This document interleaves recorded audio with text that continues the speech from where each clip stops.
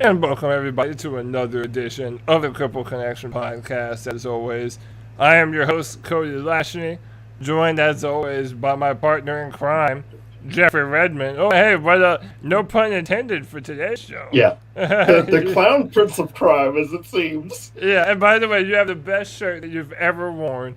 Yes, Today indeed of I all do. days, Joker Yes. shirt, man. We're talking everything DC fandom. So apologies. We were supposed to go live yesterday. Had some things come up. We had to push it back to today. But it ended up being a blessing in disguise because yesterday Definitely. DC fandom occurred. And man, there was news just about in every medium that you could have news. Video games, movies, TV shows. I mean, yesterday was a really big day, and we have a ton to talk about. We're talking Yeah. about Gotham Knights. We're going to be talking about Suicide Squad, and we're going to be talking a little bit about something that Jeffrey and I both are very excited about: Black Myth Wukong, from a Chinese indie developer that dropped a few days ago that kind of really took the internet by surprise.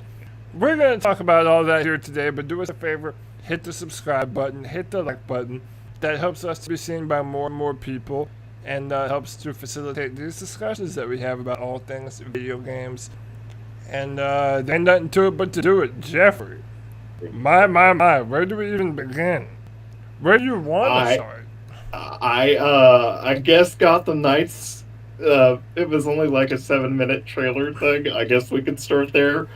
Yeah, I okay, let's start there, but, this is a video game podcast, obviously. yeah. But, I think that you and I both kind of feel, I don't know if it feels the same way to you, but to me, not only was it a big day for video games, specifically Batman video games, but Mm-hmm. it really seems like it could be the turning point where the DCEU kind of really finds this rhythm and generally and genuinely becomes a powerhouse next Yeah. to Marvel. And, Right. and there's no reason that it shouldn't be. They have so many characters, and so many incredible, storylines to draw on. I felt like yesterday was an important day for them. And whenever you have Definitely. titles like Batman, especially that you've had two previous Batman movies that have won Oscars. Mm-hmm. The Batman is something that really legitimizes DC in a way that I really don't think Marvel has. Marvel has the Flash, but DC has something else when it comes to the acting and the drama, and I Mm-hmm. love the direction that it feels like they're moving in. Yeah, one of the big statements, and not just for one specific thing, but throughout all of DC fandom, one of the big things was the concept of the multiverse, which DC actually are the ones responsible for, like, really, bringing that term out. But basically, what it means is that they can basically do whatever they want in any storyline they want without it impacting anything else. They can set it off as a separate reality. And I think they're really, like, going to start banking on that. So instead of, like the CW shows running everything, they're able to have all these other independent projects, to that work in their own kind of universe and kind of system. So Right. I don't think they're going to be hampered by anything they've done prior, which is a big deal for them, which allows them a little bit more creativity. So I'm really excited. I am too. So before we jump into the gameplay, which trailer excited you more when it came to the movies? So let me just say this first, right? Everybody, I feel like, kind of knows Robert Pattinson for being the shitty sparkle fairy from Twilight, But one of the funniest things in the world is going on YouTube and looking up videos of Pattinson doing interviews about Twilight. That guy fucking hated Twilight, and you got the Yeah. feeling that he really didn't like being a part of it. Um, I don't know. At least I got that feeling. But the dude is a legitimate actor, and Yeah, he's a I great guy. Yeah, yeah, um, yeah. So one, real quick, I love that they're teasing the Riddler. The Riddler has always been one of my favorite Batman villains of all time. I like the mind games, I always have. And then another thing, I like the violence. It seems like this Batman is really, really, it's like a film noir kind of thing, like a detective Batman that's ultra violent at the same time, trying to find out the identity of the Riddler. Like, it all seems really cool, and I noticed that there's going to be a theme that ties in, specifically when we start to talk about the video games as well, because the name that we're going to elaborate a little bit more on later in the show is the Court of Owls, and how that ties into seemingly both of them now. I feel as though we already know we're going to see them in the video games, but now I think that they're setting it up where the movies are going to start to play with that as well, which I'm so pumped for. If you don't know a lot about it, we'll explain it more a little bit later in the show, but Jeffrey, let's just jump in. Let's just start showing some footage, man. Let's show some gameplay footage of these trailers that we have. And we're going to start with Gotham Knights. And as we watch it, we'll just kind of go through it and give our general impressions and kind of go through some of the things that we see and what we've learned. So it starts out where you hear all the news stations talking about this bomb that went off and this explosion, and you learn, which a lot of fans you feel a certain kind of way about this, and again we'll get into it, but the death of Batman has occurred, and now we are going forward without him. And one of the first things I want to say is that WB Montreal are the people responsible for Arkham Origins, which is the prelude to the Arkham series of games. But I want to make something very clear. This is not a sequel to Arkham Knights. This is a completely different, separate universe kind of thing. Because at the end of Arkham Knight, the Wayne Manor blows up. And supposedly Batman died there. Well, that is not this story. So I want to make that very clear. This here is Jason Todd. He is the Red Hood. Which I love. I've been waiting such a long time to play as Jason Todd as the Red Hood. Right. Barbara Gordon here.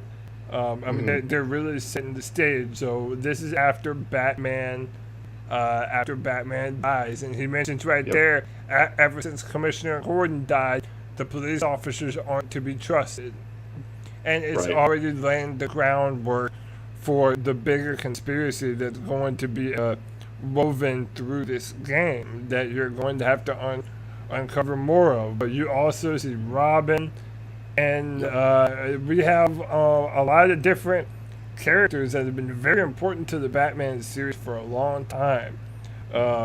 Dick Grayson is Nightwing, which it's going to be fun to play him outside of a fighter and actually play him in this game. Jeffrey, what are your thoughts on this? I mean, we have a co-op video game, which we haven't gotten to. They say it's drop in and drop out co-op, which I don't know if that means just couch co-op or online co-op. They didn't really talk about it, but you'll see in the 7-minute thing later on, you'll see Robin drop in and out as it goes through. That is a really great idea. I've always said that these games had the potential, or the prior games had the potential to be a co-op experience. I'm curious how it's going to affect the story though, because I remember the guy talking, and he said the gameplay clip that they show further down is part of Batgirl's thing, and they're like, it's halfway through Batgirl's story. Well, how is that? How is the co-op going to frame the story? Is it going to have really any major significance to it? But either way, if you can fight with another person, why not? Yeah, I've always loved multiple main characters, and it doesn't matter what it's on. If it's a book, if it's a movie, if it's a show, it doesn't matter. I love multiple characters that I feel like are fleshed out and meaningful to the story. And I really like this. Like, one of the things that I've always liked about Batman is that he was always training other people to kind of take up the mantle for an occasion such as this, for when he dies and there's no one else to protect Gotham. One of the things that you mentioned, that he mentions in the trailer, and if you blink and miss it, and I'll pause it because I want to get ready to show the owls, and I want to really kind of get into this with you. But one of the things that they do mention is that now there's like I believe it's a bell tower. There's a tower in Gotham, and they said that it hasn't been used in years. So that actually makes me believe that over the course of the game, as you and your compatriots, Red Hood, Nightwing, whoever you choose to play, as you go back to that tower, you're going to be upgrading it as the game progresses. Mm-hmm. Because we haven't mentioned it yet, this is an RPG. It really is. That surprised me, actually. Yeah, and we'll get into that in a minute. We'll save the gameplay specifics for a minute. But I wanted... This is what gives me goosebumps. Because I've never normally been a big fan of Batman comics. Not that I didn't like them, just they weren't the ones that I gravitated towards. But the first time that I ever did get involved, really heavily involved, with Batman comics was The Court of Owls. And it is such a cool story, man. It's one of the most famous story arcs in the Batman comics, and now they're really wanting to incorporate this, and they are, into the video games, and it seems like the movies as well. And yeah, definitely. How much background did you know about the Court of Owls, Jeff? Oh, I know everything about the Court of Owls. So, awesome. I don't want to to give you a whole spill, but basically, they are the true problem of Gotham. They are the thing that dictates everything. Think of them as the Illuminati of Gotham. Okay, yes. Essentially, that's what they are. They came out with the New 52, which launched a few years ago now.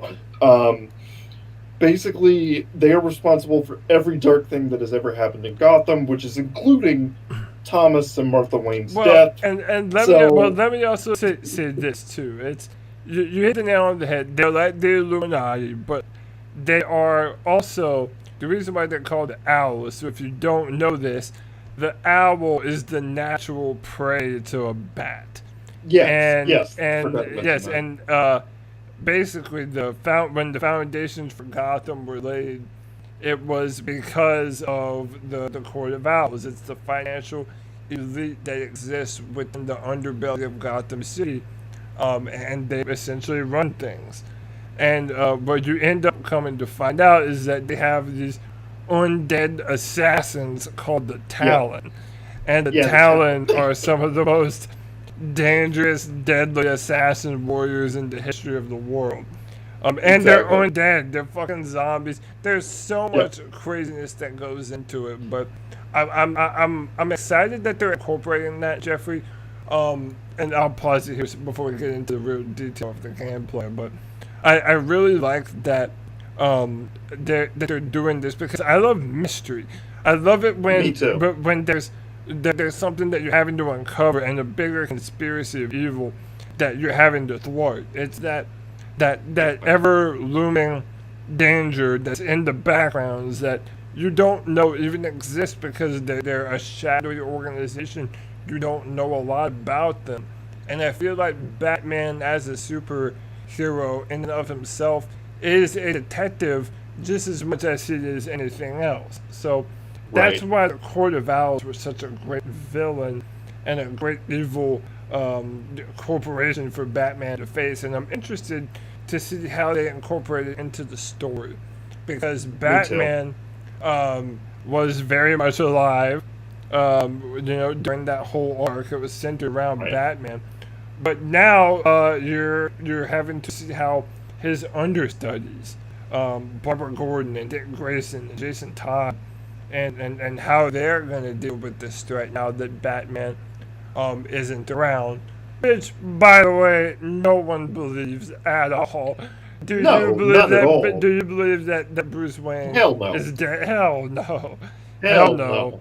A lot of people believe that it's possible that he faked his death in order to infiltrate the Court of Owls. But Exactly. yeah, well, And I go think ahead. I think and this is from the Gotham TV show, which I know isn't canon or whatever, but for a while, the Jim Gordon of that universe infiltrates the Court of Owls and ends up stopping them as well. So that could also be where Gordon is. Just saying. Uh, Yeah. there's all these different things that could happen. Um, so yeah, I'm really excited to see where that goes because I don't think the Arkham games did a very good job with the mystery of it all. There Right. was no mystery. I mean, you just went from one thing to the other and beat the shit out of people, which is great. But I want a more detailed story than just the Joker. Look, I love the Joker, but like Batman has such a rogues gallery of villains, and Yeah. I think the Court of Owls is a great idea. I love it Um, because it allows you to be able to do so many different things. And Mr. yeah, Freeze actually was involved in the Court of Owls, so right, it was a cool exactly. thing. But Jeffrey, let's talk about some of the gameplay mechanics that we have going on in front of us right now. Yep. Because I think one of the biggest surprise news drops around this is that it is an RPG, and Yeah. there is a leveling system, and you're going to be able to it looks like upgrade maybe your equipment and your abilities to be able to do more damage as you progress levels. Right. What do you think about that for a Batman title? I mean, it's kind of popular nowadays to turn to kind of blend the traditional RPGs into these more action-based RPGs, and I'm a fan Yeah. of it. In my mind, that's part of how RPGs are relevant. But Right. what did you think? What's your initial impression upon seeing the gameplay, and do you think this will fit well? The first thing that caught me off guard was, of course, the damage numbers. Because when I saw those, I Right. automatically thought RPG even before they said anything. I was like, "Oh my god, that's like Baldur's Gate," or that's like, Right. all those other action RPGs I had played. So I was like, "Wow!" But this looks like it has the combat of an Arkham game. So I'm like, "Okay, well, how's this going to work?" And as they continue to talk, they're like, the your villains or whoever you're fighting, they scale with you. So even if you like, max out your character or whatever, supposedly you're still going to have a challenge on your hands because even the bosses are going to scale to you.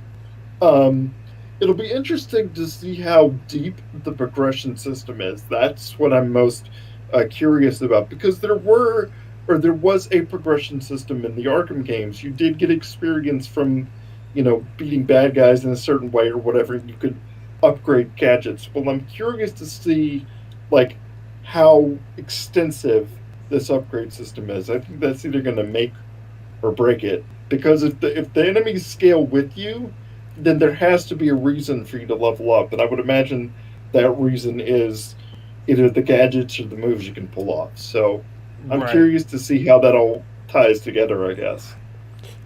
I'm a fan of Alana Pierce, and I was watching her on YouTube, and she mentioned how, having the numbers above the head and the leveling system, that it might be kind of clunky with an RPG, seeing as, Yeah. as how, but when the numbers are over your head, you're having to, I guess, kind of keep track of things, rather than Mhm. Arkham was as you're attacking, it's very fluent, and you know you're doing damage, even though you can't necessarily see their health bar. But now that this Right. is a co-op game, it's beneficial to see the health bars of even small NPC bad guys like that, because you might need to know who gets the experience points. So if I do the final Right. blow, I might get more experience. There's a lot of things that go Yeah. into it, and I'm kind of thinking the reason that they made it into an RPG was because it was the most favorable for co-op, for having two people that are playing Yeah. a game together, feeling like they're both reasonably contributing to the growth of the characters and how you play with Mhm. them. and have two players is more beneficial to have an RPG system like that. And I thought that was interesting. Yeah, I totally agree with you.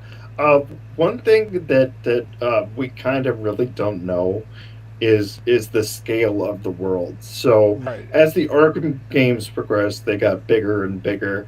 And honestly, I've talked about my disdain for open world games and just generally how that system works.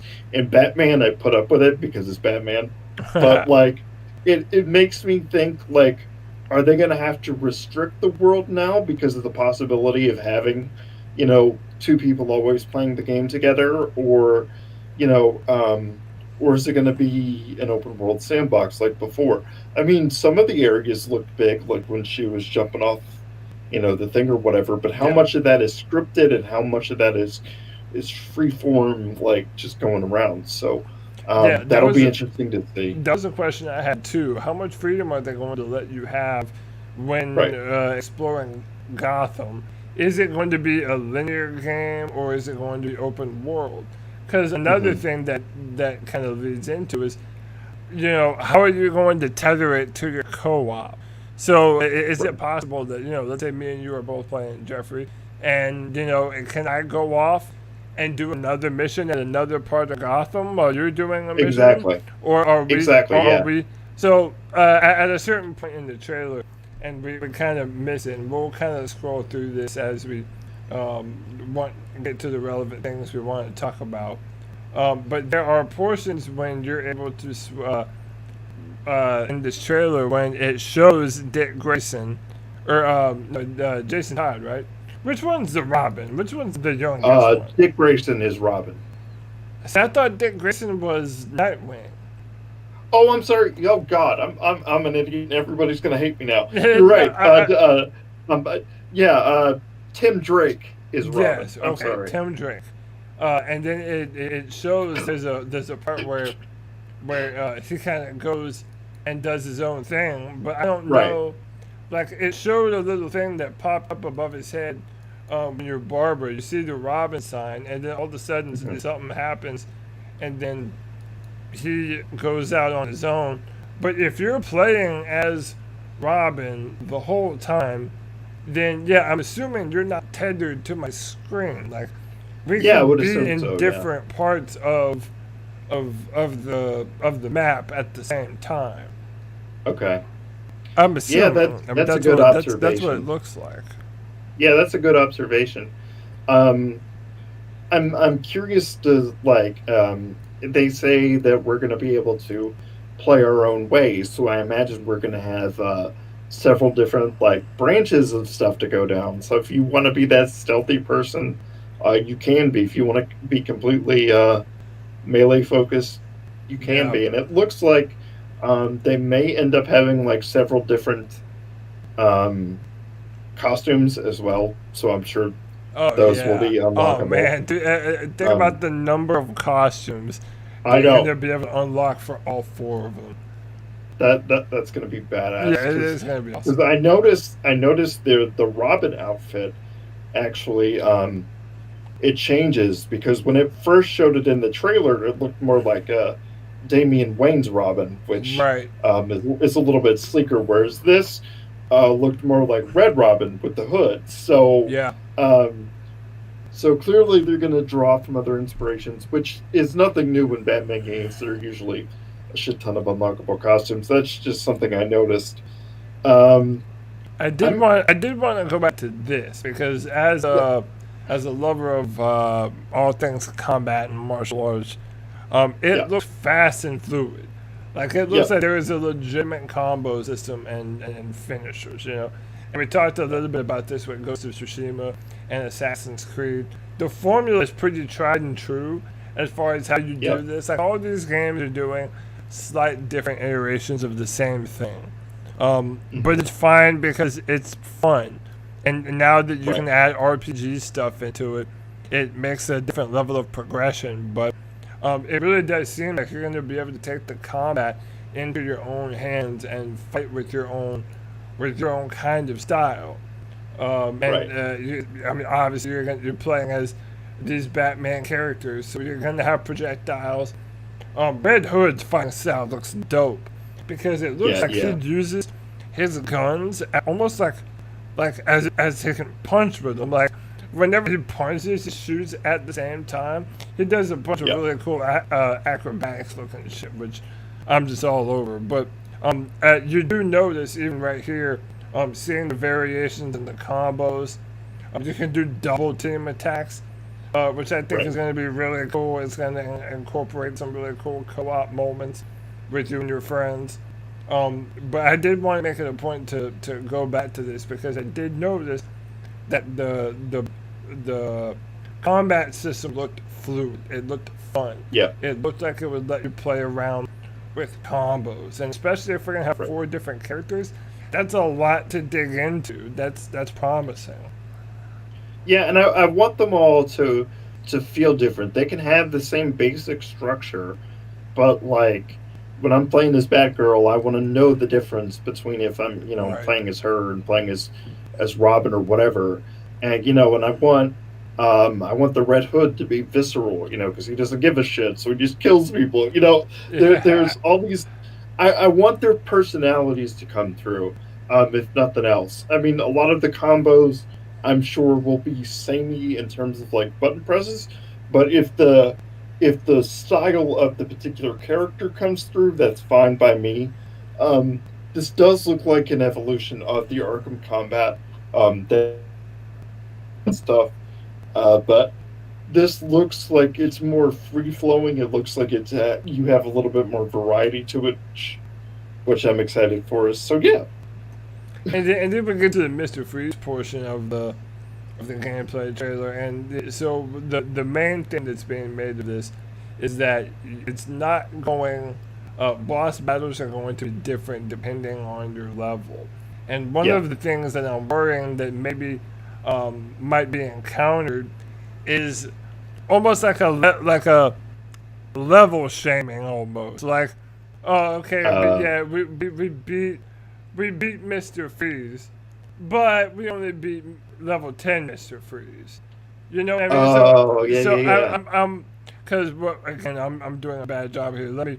We have the volume muted, but what the developer goes on to say is that your level is going to dictate how powerful the bosses and the opponents that you fight are, because everything levels with you in the game. So if you level up to a level 20, then you're going to see if you're stronger than the areas in the area, than the enemies in the area, because you're going to see their level above their head.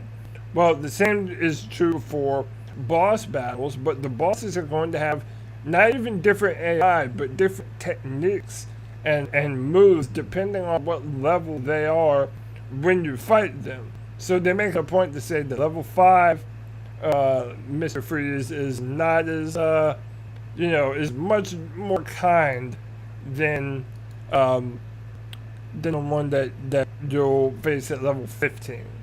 And okay, my initial reaction was, all right, I'm down with that. I'm excited because I like RPGs anyway. But I will admit that part of I guess a detracting feature of RPGs is grinding, and a lot of times you'll kind of take over, doing things over and over and doing a bunch of side quests over and over, just to make sure that you're at a crazy high level.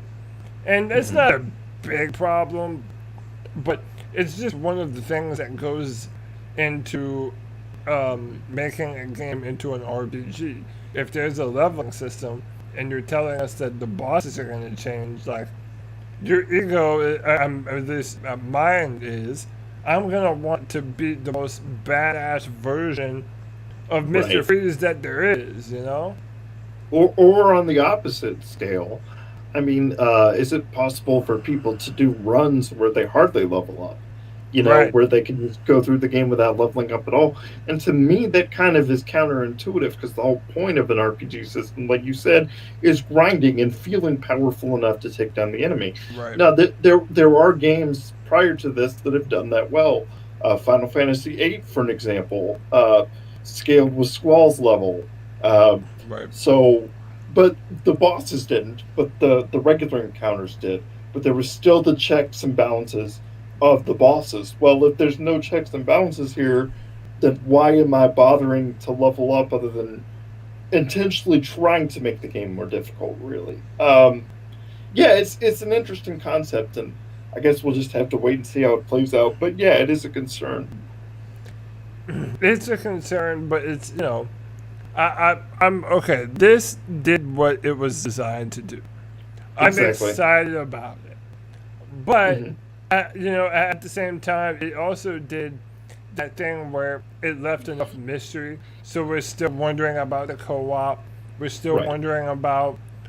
So, for example, right now we're seeing Barbara Gordon and Robin, but is this mission exclusive to those two, or am I going to be able to play any one of those characters that I want at any given time? Or is it going to Right. be a scenario where certain parts of the games you'll play as Red Hood, certain parts you have access to Nightwing, and then maybe you'll have a different duo that you have access to? There's a lot of questions that we don't know yet, and I think it's Right. that's going to mean a lot ultimately to the game. Definitely.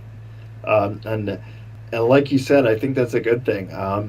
They said more was coming throughout the year, obviously. So, I mean, we'll just have to wait and see. But I like that we don't have all the answers yet, because, like you said, that leaves mystery, which, for a game like this, I think is very important. So, It is important. It's I miss co-op. me too. Being able to play Couch through. co-op. Yeah, man, and not even just. I mean, anyone can go online and play Call of Duty and play with each other. That's fine, but I'm talking Right. about playing a story with a friend With is someone, something yeah. that I feel like we haven't done in a while. But Definitely. yeah, and then so another thing, and you kind of keyed in on this earlier. This is not the same development studio that made the Arkham games. This No. is an entirely different one. So Yeah, they made one of them. They made Arkham Origins, but people don't even count Origins for some weird ass reason. So, yeah, this but it didn't. but this isn't It part wasn't. of It that. wasn't considered to be as good as the other ones, right? Exactly, yeah. So this is kind of like their redemption shot. So Right. I'm hopeful. I'm hopeful. I am too. But then you learn that that same studio, they haven't been up to nothing because they have been busy with their own project, and this is so again, if you're watching on our YouTube video, it's not great because we're not playing the sound. So obviously go watch all of these and come listen to us talk about it when you're done. But we have Suicide Squad by the people who brought us the Arkham trilogy, Rocksteady, and Jeffrey. This was kind of a curveball. I mean, we Yeah, I had was not Suicide expecting Squad this at all. in Metropolis of all places. I I think they're all still reeling from the first Suicide Squad movie failure. Right. And they really want to hammer in the Suicide Squad. Obviously the new movie got announced as well. So I think they're really just trying to, do damage control at this point. So, yeah, it looks cool. It looks very cool. And I mean, it looks awesome. the problem is, and the reason I brought it up is that this trailer is very wordy. It's a lot of talking, and it's Yeah. literally just a teaser trailer.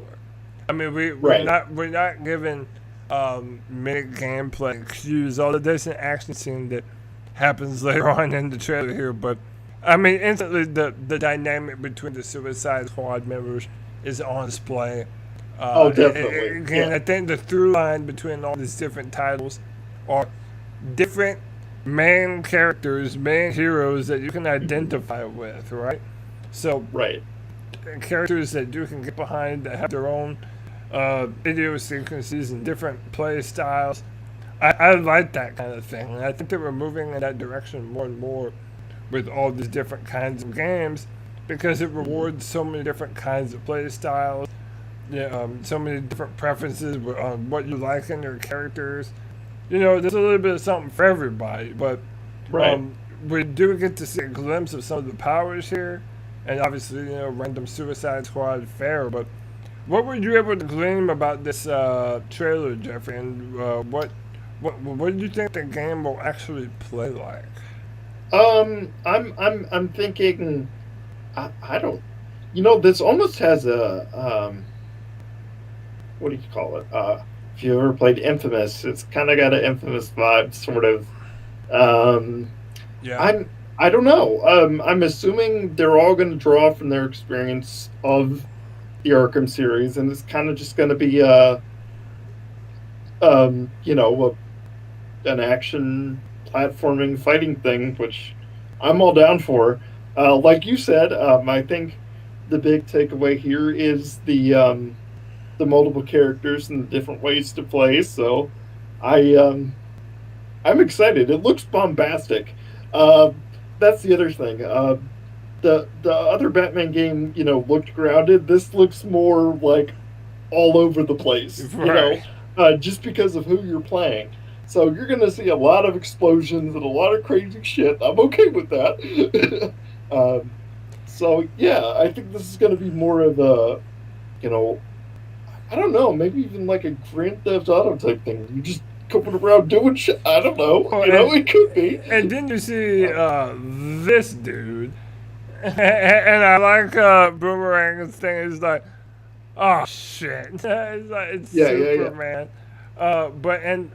That's also kind of alludes to what I think is going on. Whatever that thing is in the background, the octopus-looking thing, it seems to have Superman under some kind of trance Well, or I'm spell. I'm I'm I'm 99% sure that's Brainiac. So I I think he has Oh, taken control of Superman. Because the purple colors, the stuff in the background, yeah. that's Brainiac's signature. Oh, So okay. I'm pretty sure it's Brainiac. Which cool. I mean, um, And then another he, little Easter egg is hidden in the logo itself. Suicide Squad kill the Justice kills League. sleep. I mean, that's the Yeah, name of it. Yeah, essentially, it seems as though, man, that is a cool thing if you're able to pull that off, where the enemies of this game are all the heroes that you know and love and that you're used to yeah, fighting on the side of, and yeah. then And I on think the that's same. what's going on. Yeah, Yeah, and then taking exactly. a group of bad guys and then making them the heroes. Man, I like that kind of stuff. I Yeah, like what they're doing. Again, there's not a whole lot to glean as of right now because we don't know a whole right. lot about it. We don't really know what the gameplay is going to be like. It's obviously very early in its development cycle still. Did they mention the release date for this? Not that I know of. No. So I'm assuming 2021, like everything else. I'm kind of thinking it might be 2022, Yeah, could be. just because we saw the trailer and there was no gameplay at all No game. Yeah, whatsoever. nothing. It makes me think that they're a Um, little further out, but yeah, they were okay with having a trailer prepared for this. right. I'm actually more excited for this one than Gotham Knights. And don't get me wrong, I Really? like the structure of Gotham Knights, but it feels like an Arkham game with RPG elements, whereas Right. Suicide Squad has the ability to be something else. And at this point, I'm more interested to see what can be done with the DC property rather than what's already been done. Right. Um, like I said, there are things in Gotham Knights, that are different and that I'm looking forward to, but the overall structure appears to be very much like the Arkham games, whereas Suicide Squad could be anything. So I'm more Yeah. excited for that one, I think. And then you kind of think they have to be somewhat different, right? Right, Or else these are essentially the same game almost. right. And you know, why would Rocksteady, you know, turn around and give up that yearly normal Batman game that they normally do to Montreal if they were just going to do the same thing with Suicide Squad? Doesn't make any sense. Yeah. So they have to have something different up their sleeve. So I'm curious to see what they do. Yeah, I'm interested to see how they're gonna differ from one another. Yeah, me too. You know, Yep. yeah, I don't know. There's just not a whole lot to be known about them. I am excited though, and I feel like this is also telling about how when DC understands the powers of different mediums. Yes. So they know that their animated movies are second to none. They now know that their video games have been some of the best in the industry with the Batman titles. But while they drop all these mega movies that are going to be their big blockbuster hits, they know the importance of dropping these games at the same time. Right. And having players be excited about DC on multiple different fronts. That's why I have hope that maybe they're on the right track right now. When Yeah, it me comes too. to their pseudo war with Marvel, it seems like Yeah. they're going ultra stylistic and really nailing down the character drama, like first Right. and foremost. And I think that's one area I believe that that DC has always held a little bit higher than Marvel, which Right. isn't a lot, but I mean, there was Marvel's Spider-Man that was great on the PS4, but generally Marvel's video games are mediocre at best. Which is coming from Yeah. somebody who pre-ordered the Avengers, so I'm a little iffy on that. But that's for another day and another topic. But generally, the DC games have always been of higher quality, and if they're really pushing that, and there's a lot of movies coming out. Some of the old comic lines are being reworked. Static Shock, who is one of the most main black characters other than Yeah. Victor Stone, Cyborg, he's coming back. A whole bunch of black superheroes are coming back, which Nice. I think is awesome. Yeah. They don't get talked about well enough. So, I mean, it seems like DC in general is just making a positive move forward. So, I think the I'm- running joke was that other than the movies, there pretty much wasn't anything that Marvel was doing better than DC. DC had better Exactly. video games. You know, Yep. again, comics is subjective. That's a whole nother Marvel right, versus right. DC thing. I love both of them. Yeah, But- I have Yeah. respect for both. And you should so, love both of them. There's incredible art and writing in both of them. I mean, you should be Right. a fan of good art. But Yep. when it comes to movies, or not the movies, but the animated movies, the video games, you know, DC has been kind of better at doing those for a while now. But the movies were kind of all over the place because they had no real vision behind them. So Right. now, I feel as though maybe they've caught their stride, and I'm hopeful, man. Just like, you know, whenever we talk about Xbox, and we want them to be good, you know, we want it to be good for the competition that it'll provide. It means Exactly. more great games, more and more competition out there in the market. And when you have DC Comics, which has the most famous stable of characters, maybe Yeah. in the world, you know, you want to see them do right by those characters on the big screen as well. And I'm hopeful that this whole event kind of put it into perspective for them what they need to do. Yeah, me too. Yeah, for sure. Well, we have one more thing on the docket for today, and I know, Jeffrey, you are pumped about this, and I do not I am. blame you. This came out of nowhere. It dropped a few days ago. Black Myth Wukong. And this is for an indie developer in China, which that's where a lot of my interest and a lot of my questions come from about this, because anything having to do with China is a story in and of itself, essentially. But Yep. one of the most famous Chinese myths of all time about Journey to the West is Yes. being adapted into a video game. Jeffrey, tell us a little more. Tell us what you know. Oh my God, Journey to the West is probably one of my favorite ancient folktales ever told. It talks about this ragtag group of individuals who are escorting this monk to the West to uh, he has, I think they're like holy pamphlets or something for Buddha, and trying to get him over there. But one of the biggest characters, one of the greatest characters ever made, is this character named Wukong, and he's a monkey, and he raises all kinds of hell. He is the Monkey King. He so basically he's immortal, and he just throughout the entire story just kicking people's ass. I mean that's literally the story. In fact, I don't even think the other parts of the story even pick up until like part four or part five. The first three parts are about Wukong and just him kicking everybody's ass. Yeah. Basically, he pisses off the gods because he becomes immortal, like level four or something. He does like four different things to make him super immortal, so nobody wants to screw with him. And he has a hot head, so he just beats the crap at everything with a giant stick. um, I mean, that's the long and short of it, but it's hilarious, man.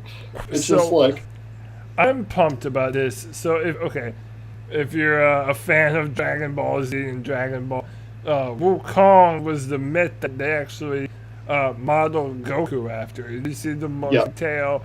He's got the tail, yeah. the bow staff. The Nimbus cloud. Yeah. By the way, that's one of the things that I'm most excited the most out of or for this. When it comes to combat, I feel like whenever you use hand-to-hand weapons, the bow staff is one of the most badass yet most underutilized weapons. I mean, look at that shit. That was insane. Like the bow staff is such an awesome weapon. I used to use Killick and Soul Calibur all the time too. I love the range and the power of it. Yeah, man, I'm pumped about this. And as we delve into the trailer, it does appear as though you have a lot of different options available to you. You're going to be able to have a bunch of different combos, a bunch of different magic skills. So after you fight this guy, for example, that flame halberd that he has, you're going to essentially be able to use that and kind of turn into this guy almost and use him in battle. But you have to Yeah, beat him first. right. The myth, the Wukong myth, the one of the big things was that he had 72 different shape shifting forms. Now I don't know if they're going to actually put like literally 72 of these things in the game, but they said that they are going to try and replicate that somehow. So whether that's in specific attacks or certain transformations or what have you, they're going to try to stick close to this character, and I think that's a great way to do it by giving you different abilities and stuff, and being able to pair them together. I think is a great idea, um, and it looks great.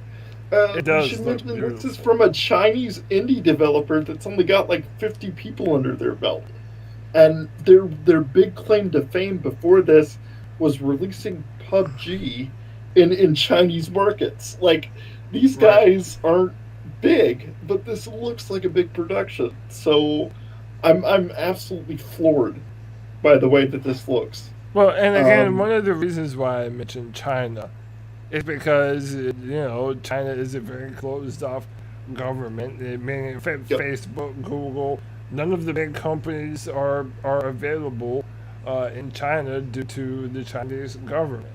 And my question is, what console is this going to be made for? Is it strictly going to be a PC game? If it is available for a platform, are they going to release PlayStation and Xbox in China? And is it going to be connectable to PSN or Xbox Live around the rest of the world? I mean, you have to understand China from a business perspective is the wet dream to all these different companies because there are over 1 billion people there.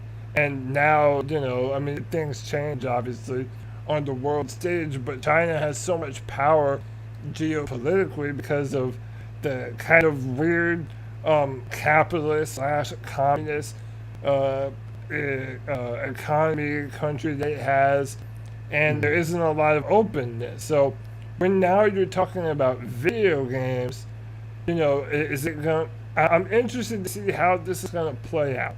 Is it going to be on consoles, or how is this going to be released in China? Well, they said Steam definitely, and they said possibility of console, but like you said, I don't know what that means.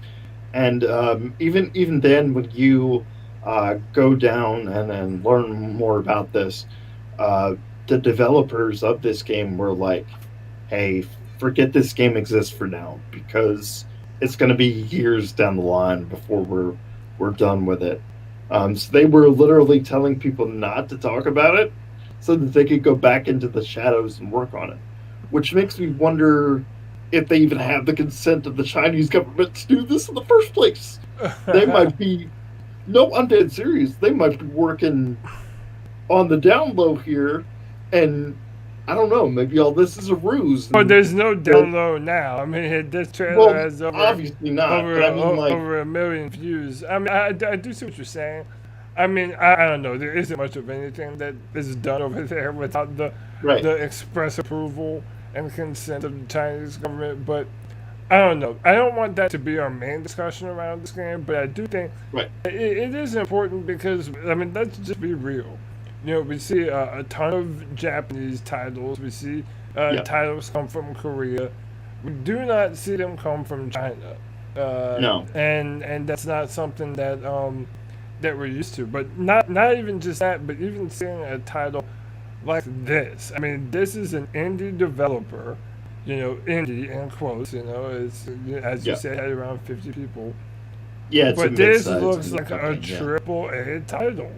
I mean, it does. Even if you look at the textures on the ground and the mud, and then the trees blowing the wind, I mean, and the texture on the fur from the creature right there. 100%. Like, that looks like something that would be in, like, Dark Souls or some shit. Like, how did they pull that off?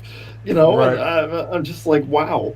And the other thing, too, is I'm glad it's coming directly from China, where the myth comes from. Right. Because there have been other interpretations of Journey to the West in video games, and they've been okay at best, but they've all been either, like, heavily Americanized or heavily Japaneseified, for the sake of the, of the developer and, their target audience. But this actually feels like, they're at least able to pay proper respect to the source material because it comes from China. So I'm excited mostly about that. And it looks like, again, to kind of expand on what I said earlier, a lot of these video games nowadays, these kind of action-adventure games, a lot of the formula is the same. So we're seeing a lot of games where you have to fight multiple enemies, dodge and evade, and then time your attacks. And again, thank God for me because I love that style of gameplay. Like, that's one of the things I have most fun doing when I'm playing a video game. So it's good for me, but it must be good for everyone else too because, a lot of games are doing this. And credit to the developers. Not only does this game look beautiful, but the action seems fluent. All of the effects seem crisp and detailed. And it does. Now, I'm not very familiar with the story of Journey to the West that Jeffrey is. I mean, obviously I know about it, but I don't know all of the key story notes and details. But I'm aware of it. I'm aware enough to know that this has the potential to be one badass video game. Like, it's almost a story that's made to be told by video games because there's so many crazy characters and fighting styles and gods and dragons and all kinds of cool shit. And that's kind of the cool thing too. They can take liberties where they need to take them, because essentially, um, Journey to the West ends up being like an episode or like a season of Power Rangers where they fight off a different villain, every chapter or so. So it gets a little, monotonous in that sense. But it's still a great story. It's like 2,000 pages long, so I wouldn't suggest just reading it casually. It's a big ass story. So Yeah. I've only done it once. I'm halfway through doing it again, so maybe I can give a better perspective then. But there's a lot of little things here that harken back to it. It looks great and it looks like it has a lot of potential. And By the way, I'm just excited. it's one of those things that you have to kind of you blink and you miss it. Uh, yeah, you're fighting a velociraptor right here, or some kind of dinosaur-looking thing. Yep. That looks so badass. And then this bug. Oh, that's nightmare fuel. I hate bugs.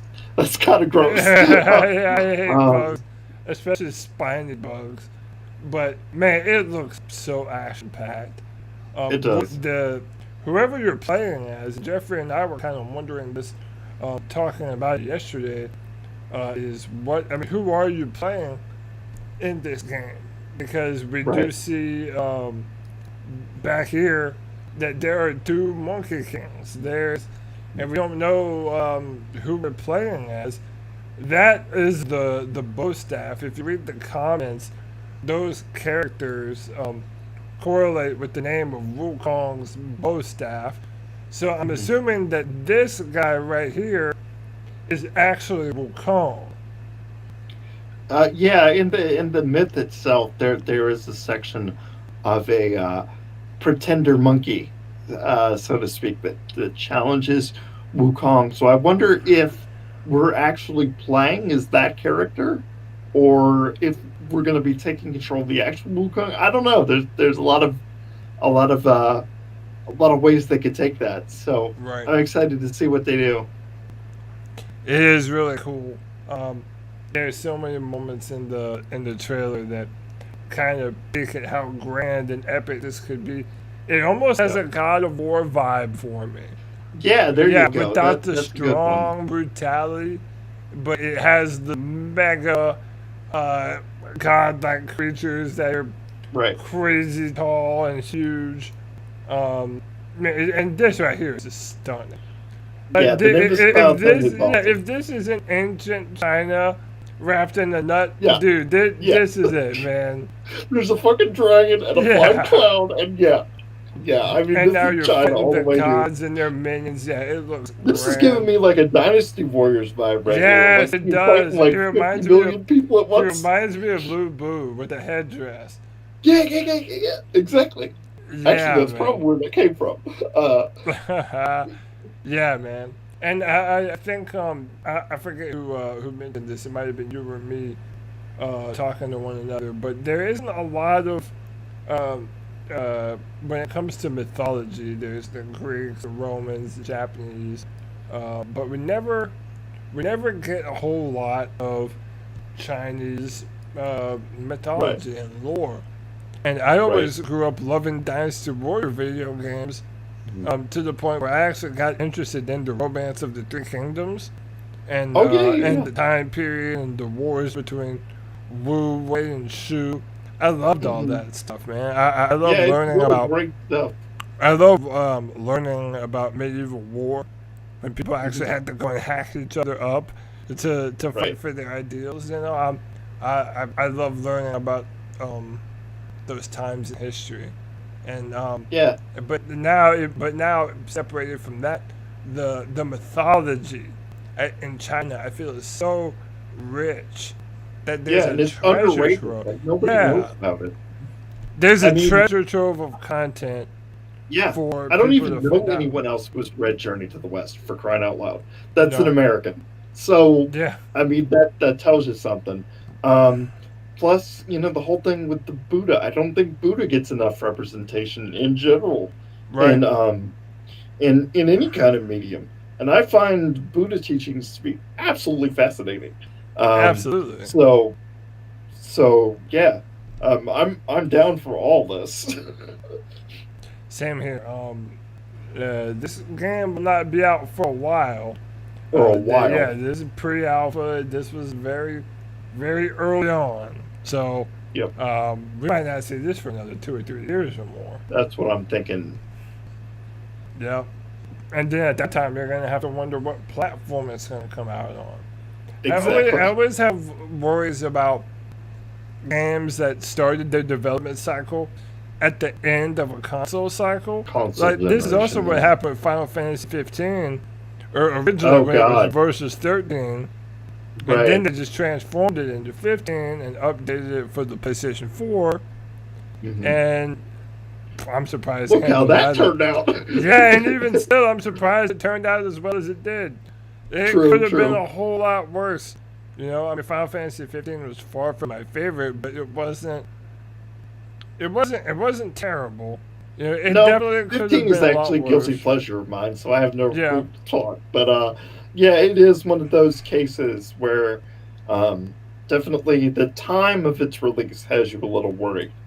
Um, yeah, I'm never a fan of games being released at the end of a console cycle because now I don't know what to do. Do I go and get them when they come out for the newer generation, or should I get them for the generation they were developed for? Who the hell knows? yeah. It's a headache, but that just comes with having a new generation on the horizon. So it's Right. something we have to deal with every time, but it is something of concern. So Well, Jeffrey, any final thoughts before we get out of here, man?